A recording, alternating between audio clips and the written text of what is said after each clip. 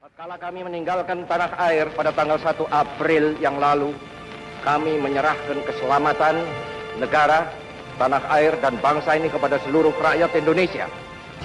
Selama kami di luar negeri, kami memperhatikan benar-benar segala kejadian-kejadian di tanah air.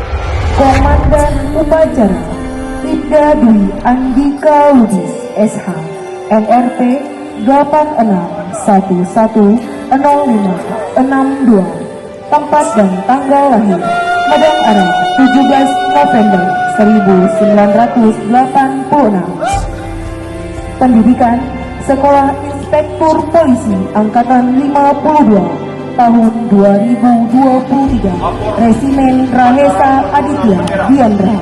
Jabatan Kanit 1 SPKT Polres Onsa. Republik Indonesia tahun 2024. Jos dimulai.